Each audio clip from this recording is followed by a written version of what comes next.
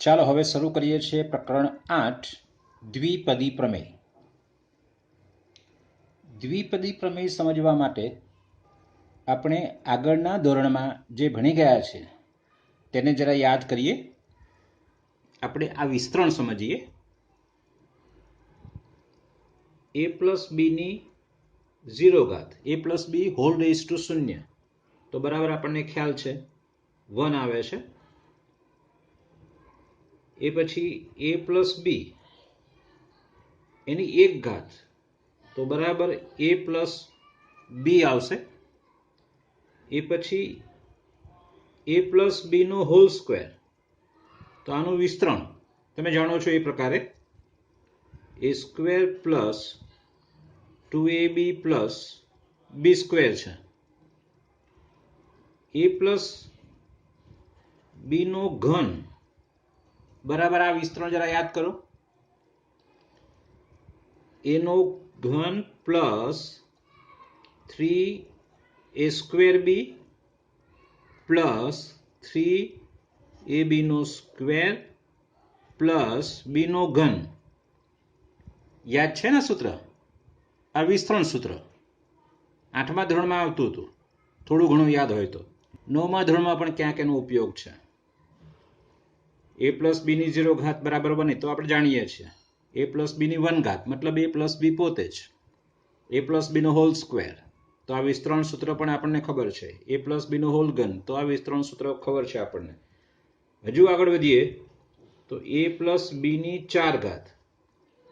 આનું વિસ્તરણ આપણે કર્યું નથી, પણ આનું વિસ્તરણ થોડું સમજીએ કેવી રીતે કરવું તે. ચલો, આ વિસ્તરણ મેળવવા માટે આપણે આ રીતે લઈએ છીએ. 1 ઘાત છૂટી પડીએ આપણે એમાંથી. a પ્લસ બીનો હોલ ઘન આ રીતે ઘાત છૂટી પાડીએ છીએ તો બરાબર a પ્લસ બીનો હોલ ઘન એટલે આ પદો છે આપણી પાસે. a ઘન વત્તા 3a સ્ક્વેર બી વત્તા 3ab નો સ્ક્વેર વત્તા બી નો ઘન. ઓકે, હવે આને a વડે બધા પદને ગુણું છું પછી b વડે ગુણું છું. આપણે જાણીએ છીએ એ પ્રકારે એની સાથે આ ગુણશો તો એની 4 ઘાત 3a નો cube B plus 3a square B square plus a B નો ક્યુબ બી સાથે ગુણીએ તો વત્તા a ઘન B plus 3a square B square. આની સાથે આ ગુણું છું, બી પાછો અહીંયા ગુણશું એટલે 3ab નો ક્યુબ અને છેલ્લે બીની 4 ઘાત.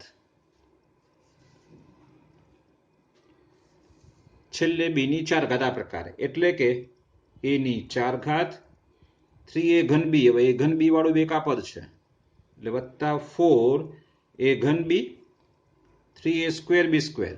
આ રહ્યો 3a સ્ક્વેર બી સ્ક્વેર એટલે 3 ને 3 6 a સ્ક્વેર બી સ્ક્વેર છે. ab નો ઘન અને 3ab નો ઘન એટલે 4ab નો ઘન છે વત્તા બી ની 4 ઘાત. એટલે આ જે વિસ્તરણ આવ્યું એ આપણે અહીંયા લખીએ છીએ ઇઝ ઇક્વલ ટુ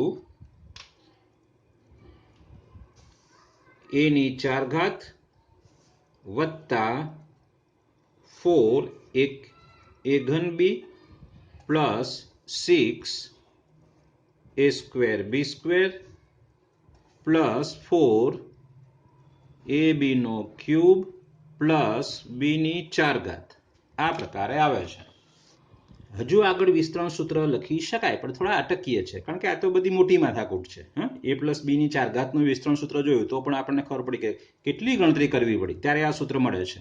તો a પ્લસ બીની 5 ઘાતમાં ફરતી પાછળ 1 ઘાત છૂટી પાડીને ફરતી ગુણાકાર, એ તો બહુ માથાકૂટ વાળું કામ છે. તો સરળ શું છે એ આપણે સમજવાનું છે. ઓકે, હું શું કરું છું તે પહેલા તો કે અહીંયા થોડાક અવલોકન નોંધીએ છે. આ ઘાત 0 તો પદ 1, આ ઘાત 1 તો પદ 2 છે, આ ઘાત 2 તો પદ 1 2 ને 3 છે, ઘાત 2 તો પદો 3 છે મતલબ ઘાત 2 તો પદોની સંખ્યા 3, ઘાત 3 તો પદોની સંખ્યા 4 ઘાત 4 તો પદોની સંખ્યા 5 1 2 3 4 5 હા જે ઘાત છે એના કરતા એક પદ વધારે છે તો એ નોંધીએ અહીંયા અવલોકન તરીકે વિસ્તરણના પદોની કુલ સંખ્યા એ a પ્લસ b ના ઘાતાંક કરતા એક વધારે છે એ જોયું આપણે હવે બીજું અવલોકન કરીએ આપણે ચલો બીજું અવલોકન શું છે તે આપણી પાસે કે a પ્લસ b નો એક ઘાત એના પદો જુઓ a અને b a નો એક ઘાત છે ને અહીંયા a નો 0 ઘાત છે ઓકે a પ્લસ b નો હોલ સ્ક્વેર એના પદો જુઓ a ની 2 ઘાત a ની 1 ઘાત a ની 0 ઘાત ઓકે આ વિસ્તરણમાં જુઓ a નો ઘન a નો સ્ક્વેર a ની 1 ઘાત a ની 0 ઘાત તમે શું કહેશો કે દરેક પદ આગળ વધતા એનો ઘાત એક એક ઘટતો જાય છે ક્રમિક એક ઘટતો જાય છે તો સામે પક્ષે b માં શું થાય જરા જોજો અહીંયા b ની 0 ઘાત છે b ની 1 ઘાત છે b નો સ્ક્વેર છે એટલે b નો ઘાત વધતો જાય છે જોવો જરા b ની 0 ઘાત b ની 1 ઘાત b નો સ્ક્વેર b નો ઘન જેમ જેમ પદોમાં આગળ વધીએ છીએ તેમ b નો એક એક ઘાત વધતો જાય છે અને પ્રથમ પદ a જે છે એનો એક એક ઘાત ઘટતો જાય છે એ આપણે નોંધીએ અવલોકનમાં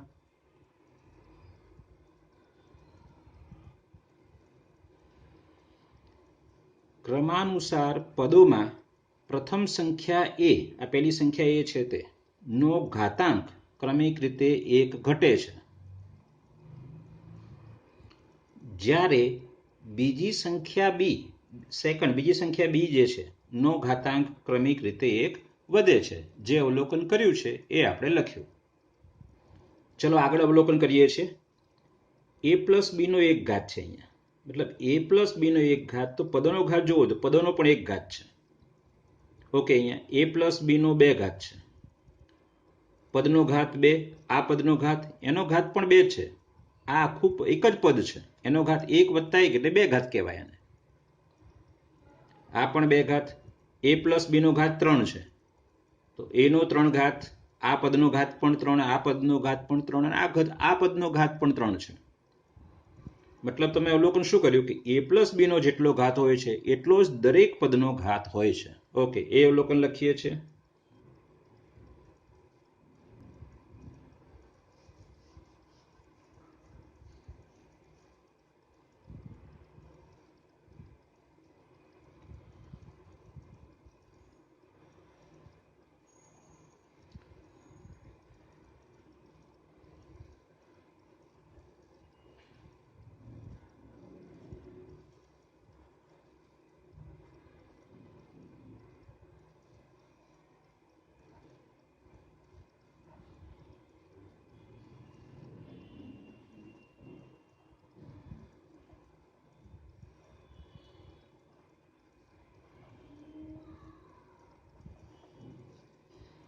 જુઓ ત્રીજું અવલોકન મેં લખી દીધું છે વિસ્તરણમાં દરેક પદનો ઘાત એ a પ્લસ b ના ઘાતને સમાન હોય છે ચલો હવે તમને થશે કે સાહેબ આમાં સરળતાથી લખવાની રીત તમે વાત કરતા હતા એ કેવી રીતે કરીએ છીએ ઓકે જોઈએ છીએ આપણે એક પછી એક સ્ટેપમાં હજુ કે આ જે ઘાતાંક છે એનું વિસ્તરણ સરળતાથી કેવી રીતે કરી શકાય તે એક ગોઠવણી જોઈએ છે પહેલા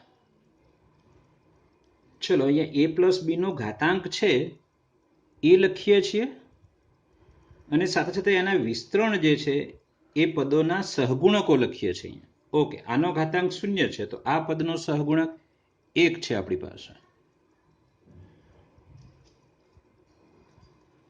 ચલો અહીંયા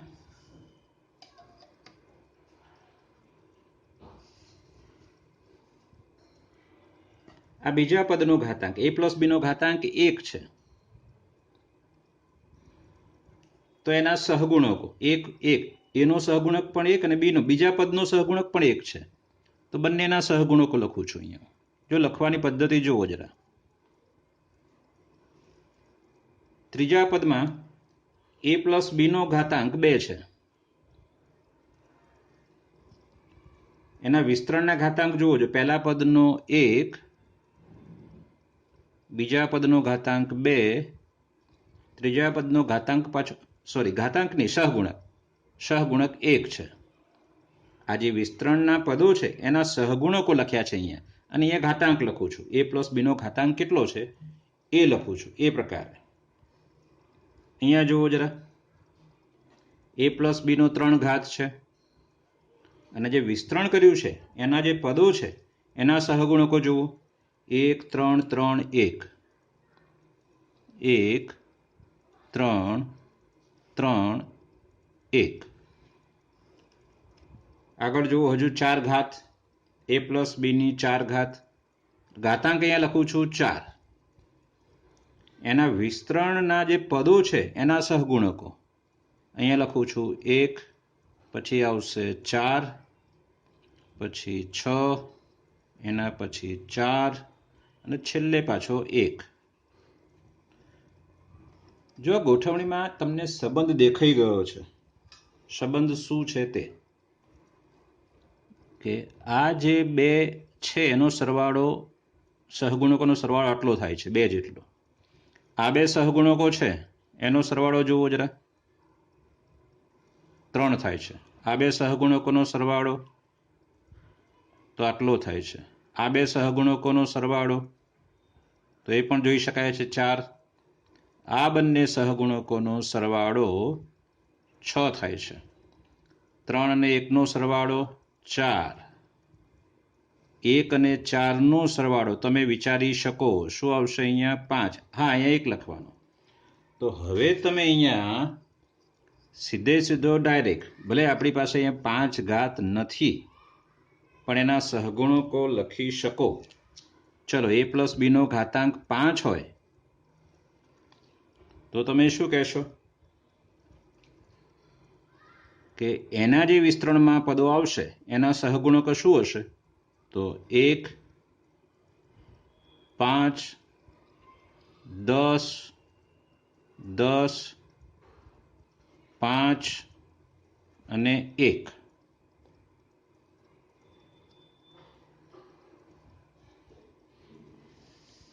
બરાબર છે. અહીંયા છે 1 દેખાતું નથી બરાબર તમને, પણ ચાલશે, તમે સમજી શકો છો. મતલબ તમને એમ કહ્યું છે કે તમે a પ્લસ બી ની 5 ઘાતનું વિસ્તરણ કરો. હવે અવલોકન જોઈને આપણે આ વિસ્તરણ કરીએ. પહેલું અવલોકન શું કર્યું હતું આપણે કે a પ્લસ બીનો જે ઘાત હોય એના કરતાં એક પદ વધારે, એટલે અહીંયા 5 ઘાત છે તો પદો કેટલા આવશે? 6. ઓકે. બીજું અવલોકન શું છે કે જેમ આગળ વધો તેમ તમારે a નો ઘાત ઘટાડતા જવાનું છે અને b નો ઘાતાંક ક્રમિક રીતે 1 વધારતા જવાનું છે. બરાબર. અને બીજું કે ઘાતાંકનો સરવાળો, ઉપર જે ઘાત છે એ ઘન અને b ની 1 ઘાત, 3 ને 1 4 થવા જોઈએ, 2 ને 2 4, એમ અહીંયા સરવાળો 5 થશે આપણી પાસે. એટલે સરળતાથી આનું વિસ્તરણ લખી શકું. આ એના સહગુણકો છે. ઓકે. તો શરૂઆત ક્યાંથી થશે? એની આ 5 ઘાત છે તો 5 ઘાતથી, અને એક સહગુણક વત્તા, હવે આ સહગુણક 5 ઘાત ઘટાડવાની એટલે a ની 4 ઘાત, b ની ઘાત વધારવાની 1 ઘાત, પ્લસ હવે 10 આવશે, a નો ઘાત ઘટાડવાનો એટલે 3 ઘાત, b નો ઘાત વધારવાનો એટલે 2 ઘાત, વત્તા ફરીથી 10 આવશે, a નો ઘાત ઘટાડવાનો, b નો ઘાત વધારવાનો એટલે 3 ઘાત, હવે 5 આવશે, a નો ઘાત ઘટાડો એટલે a, b ની 4 ઘાત અને છેલ્લું પદ અહીંયા નીચે લખું છું, પ્લસ એક સહગુણક અને b ની 5 ઘાત. a ની ઘાત ઘટાડી, b ની ઘાત સમ, એટલે કે આ a પ્લસ b ની 5 ઘાત એનું વિસ્તરણ થયું.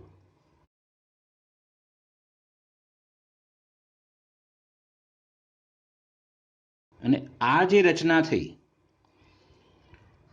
એ સૌ પ્રથમ પાસ્કલ નામના ગણિત શાસ્ત્રીએ શોધી, માટે આને પાસ્કલનો ત્રિકોણ કહેવાય છે. ફરીથી શું? પાસ્કલનો ત્રિકોણ. પાસ્કલનો ત્રિકોણ.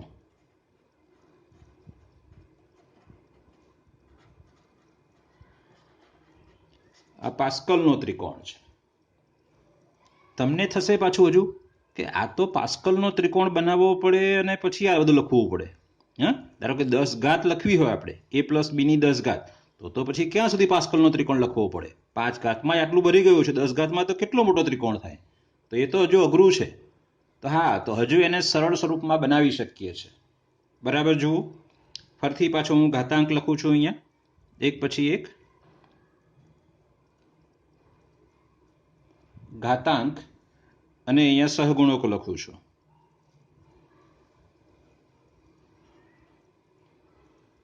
અહીંયા હું આટલા બધા પદો લખતો નથી, થોડાક પદો લખું છું અને પછી તમને સમજાવું છું કે શું વસ્તુ છે તે. આ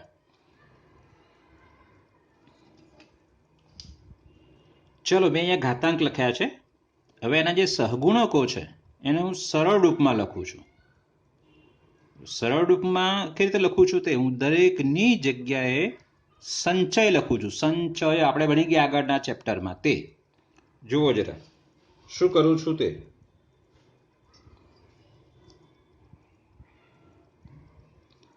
એકના ઘાતાંકના સહગુણકો આ છે તો ત્યાં હું સંચય સ્વરૂપ આ લખું છું 1C0 1C1. આ એક એનો ઘાતાંક દર્શાવે છે. આ પહેલો સહગુણક ને આ બીજો સહગુણક. પહેલો સહગુણક 0 થી શરૂ કરવાનો છે. 1C0 પણ 1 અને 1C1 પણ 1 છે. ચલો બીજો ઘાતાંક છે એના હું સહગુણક લખું છું. તો બે ઘાતાંક છે એટલે 2 થી શરૂ કરવાનો આપણે. તો 2C0 એટલે 1 જ આવશે, બરાબર જુઓ. પછી 2C1 એટલે 2 આવશે અને છેલ્લે આવશે 2C2 એટલે પણ 1 છે. યાદ કરો જરા. ઓકે ચલો ઘાતાંક 3ના સહગુણકો. પહેલો આવશે 3C0 એટલે 1 આવશે. 3 ની જગ્યાએ 3C1 લખી શકાશે. 3C1 એટલે 3 જ આવવાનો. અહીંયા આવશે 3C2. હા એ પણ 3 છે. યાદ કરો 3C2 એટલે 3C1 જ છે ને. સંચયમાં ભણી ગયા છો. NCR બરાબર NCN માઇનસ R એટલે 3C2 પણ 3 જ આવશે. અને છેલ્લે અહીંયા આવશે 3C3 આવશે. એ પાછો 1 આવશે આપણી પાસે. અને એ પ્રકારે ચોથાના સહગુણક તમે જાતે લખી નાખશો. શું આવશે 4C0 એટલે 1 આવશે 4C0. પછી આવશે અહીંયા 4C1 એટલે 4. 4C2 એટલે 6 આવશે. 4C2 એટલે 4 ગુણ્યા 3 ભાગ્યા 2 એટલે 6. 4C3 ફરતી પાછો 4C1 જ. 4C3 યાદ કરો. 4C3 એટલે 4C1. NCR બરાબર NCN માઇનસ R એનો ઉપયોગ છે. મગજમાં ગોઠવવાનું છે. ખાલી એમને બસ લખી નાખવાનું નથી, સમજવાનું છે. ચલો તો આપણે હવે a પ્લસ b ની 6 ઘાતનું વિસ્તરણ લખીએ. હવે લખવું ખૂબ જ સરળ છે. a પ્લસ b એની 6 ઘાત. આપણને ખબર પડી કે સહગુણકોની જગ્યાએ સંચય લખી શકાય છે, બરાબર. તો શું આવશે અહીંયા 6C0 એની 6 ઘાત. હા અહીંયા 6 ઘાત છે એટલે 6 ઘાતથી શરૂ કરવાનું. ખબર છે આપણે બધા પદોનો ઘાતાંક સરખો હોય છે આપણી પાસે. વત્તા 6C1 6C0 પછી 6C1 સહગુણક આવશે એનો. એની 5 ઘાત અને બીની 1 ઘાત. બીની ઘાત વધારતા જવાનું છે, એની ઘાત ઘટાડતા જવાનું છે. તો વત્તા 6C2 આવશે અહીંયા. એની 5 ના બદલે 4, 1 ઘાત ઘટાડો અને બીની ઘાત વધારો એટલે 2 ઘાત. 4 ને 2 6 ઘાત થવી જોઈએ, થાય છે, બરાબર છે. વત્તા 6C3 સહગુણક એનો 0 1 2 3 એ પ્રકારે. ઉપર તો 6 ઘાત છે એટલે આ પ્રકારે જ આવશે. એની 1 ઘાત ઘટાડો એટલે એની 3 ઘાત, બીની 3 ઘાત, 2 ના બદલે 3 ઘાત આવશે, 1 ઘાત વધશે. વત્તા 6C4 એની 1 ઘાત ઘટશે એટલે 2 ઘાત, બીની 4 ઘાત. વત્તા 6C5 એની 1 ઘાત ઘટાડો એટલે એ આવશે અને બીની 5 ઘાત આવશે. હવે છેલ્લું પદ અહીંયા નીચે લખું છું. વત્તા 6C6 આવશે અને બીની 6 ઘાત આવશે, બરાબર છે. ઓકે એ પ્રકારે તમે a પ્લસ બીની 7 ઘાત જાતે લખશો, આવડશે જ, કશું નથી એમાં. ચલો આ પ્રકારે 6 ઘાત 7 ઘાત 8 ઘાત તો એનું વ્યાપક સ્વરૂપ આપણે મેળવી શકીએ. હા કે ના? હા, તો મેળવીએ છીએ. મતલબ વ્યાપક સ્વરૂપ એટલે ઘાતાંકમાં આપણે n લઈએ છીએ અને એને જ દ્વિપદી પ્રમેય કહેવાય છે. ફરીથી એને જ દ્વિપદી પ્રમેય કહેવાય છે. એટલે આમ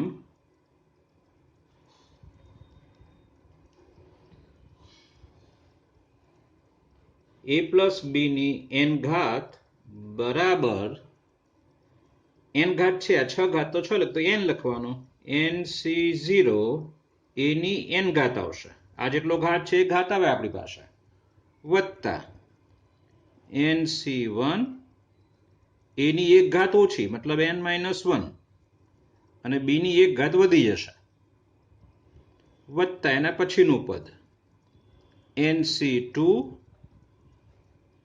a ની a⁻n-2 ઘાત અને b નો સ્ક્વેર, b ની ઘાત વધશે, a ની ઘાત ઘટશે.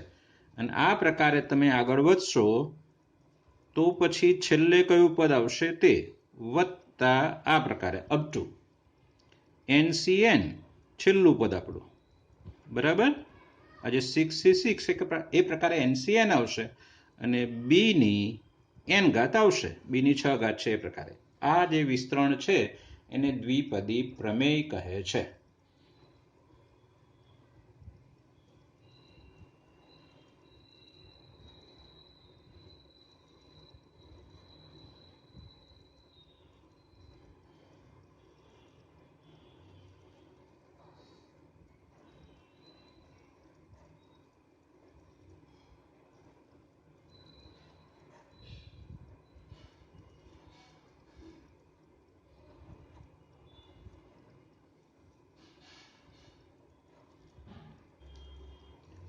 ચલો ઉપરનું જે સૂત્ર છે એમાં આપણે એના બદલે x લઈએ, a બરાબર x અને b બરાબર -y લેતા, તો આ વિસ્તરણ સૂત્ર દ્વિપદી પ્રમેય શું બનશે તે તો અહીંયા લખું છું હું એ પ્રકારે.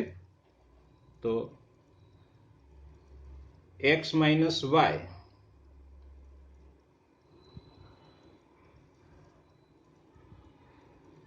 x - y એના ઉપર n ઘાત તો બરાબર, તો એની જગ્યાએ આપણે x લખવાનું છે ને b ની જગ્યાએ -y, b ની જગ્યાએ -y, પણ જો અહીંયા b ની 1 ઘાત, b ની 2 ઘાત, એટલે અહીંયા તમે -y લખશો તો માઇનસ બહાર નીકળશે, પણ અહીંયા 2 ઘાતમાં માઇનસ લખશો તો એ માઇનસ બહાર નીકળશે નહીં, વર્ગ છે એટલે પ્લસ થઈ જશે આપોઆપ, એના પર વર્ગ આવવાનો ને આપણી પાસે. પાછી b ની 3 ઘાત એટલે માઇનસ આવશે, પછી પાછું b ની 4 ઘાત એટલે પ્લસ, એટલે આમાં જ લખીશું તો એક plus minus plus minus plus minus એ રીતે આવશે. તો અહીંયા આ રીતે આવશે nc0 x ની n ઘાત, અહીંયા માઇનસ nc1 x ની n-1 ઘાત ઇન્ટુ y, અહીંયા જે માઇનસ હતો એ આગળ આવી જશે, અહીંયા -y પણ સ્ક્વેર છે એટલે પ્લસ થઈ જશે, એટલે પ્લસ nc2 x ની n-2 ઘાત y ની 2 ઘાત, ફરીથી પાછો માઇનસ આવશે. અને આ પ્રકારે આગળ વધીશું આપણે તો છેલ્લે હવે પ્લસ આવે કે માઇનસ એ અહીંયા n ઉપર ડિપેન્ડ છે, હે ને, n કેવી ઘાત છે, યુગ્મ કે અયુગ્મ, એના ઉપર ડિપેન્ડ છે. તો છેલ્લે શું લખવાનું આપણે, પ્લસ -1 ની n ઘાત ઇન્ટુ ncn, આ છેલ્લું પદ જે છે તે આપણી પાસે. જો n અયુગ્મ હશે તો અહીંયા માઇનસ આવશે છેલ્લું પદ, અને જો n યુગ્મ મતલબ અહીંયા 4 ઘાત હોય તો છેલ્લે પ્લસ આવશે, પણ 5 ઘાત હોય તો છેલ્લે માઇનસ આવશે. સમજાય છે? સમજવા પ્રયત્ન કરવાનો છે આપણે. તો પ્લસ માઇનસ એમ આગળ વધશું. અને જે પ્રકારે આગળ એક બીજી વાત કરીએ છીએ કે a બરાબર હું 1 લઉં છું આ સૂત્રમાં જ, અને b બરાબર x લઉં છું, તો સૂત્ર શું બને છે તે, તો આ વિસ્તરણ સૂત્રમાં આ રીતે લખાશે 1 + x whole raise to n બરાબર. હવે તમે x અહીંયા a ની જગ્યાએ 1 મૂક્યો છે તો 1 ની n ઘાત એટલે શું આવશે, 1 જ, વનની કોઈ પણ ઘાત વન એટલે આ પદ અને ગુણાકારમાં ઘણા બીજા પદો છે પાછળ આગળ પાછળ, એટલે તમે ગુણાકારમાં વન ન લખો તો ચાલે, હે ને? એની જગ્યાએ વન લખવાના છો, બાજુમાં પદ છે જ ને, એટલે વન ન લખો તો ચાલે. એની જગ્યાએ વન લખવાના છો તો વનની n-1 ઘાત એટલે વન થવાનો છે, પણ બાજુમાં બે પદો છે જ, એટલે તમે ગુણાકારમાં વન નહીં લખો તો ચાલશે જ. એટલે અહીંથી હવે આપ એ લખવાની જરૂર નથી, માત્ર બીની જગ્યાએ શું લખીશું? x. એટલે સૂત્ર શું બનશે? વિસ્તરણ શું બનશે? nc0 પ્લસ nc1 x, બીની જગ્યાએ x, આ તો 1 લખવાની કોઈ જરૂર નથી, વત્તા nc2 x સ્ક્વેર વત્તા nc3 x નો ઘન. હા, આમ લખી શકાય. અને પછી છેલ્લે ncn x ની n ઘાત. એટલે આ સરળ છે એકદમ સૂત્ર. nc0 nc1 અને પછી x નો ઘાત વધારતા જવાનું છે, કારણ કે b નો ઘાત વધે છે ને એટલે x નો ઘાત વધશે. અને એ તો લખ્યો જ નથી કારણ કે ત્યાં 1 આવે છે, એટલે લખવાની કોઈ જરૂર નથી. જો તમે માઇનસ લખો તો મતલબ a બરાબર 1 લો અને b બરાબર -x લો તો શું થાય?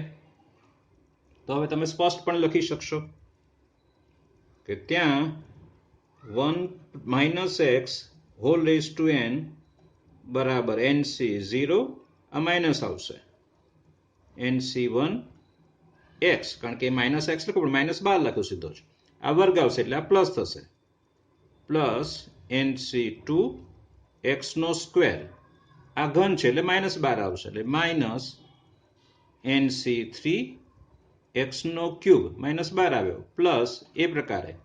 અને છેલ્લે શું લખશું? હમણાં આ લખ્યું હતું એ પ્રકારે કે -1 ની n ઘાત ncn x ની n ઘાત.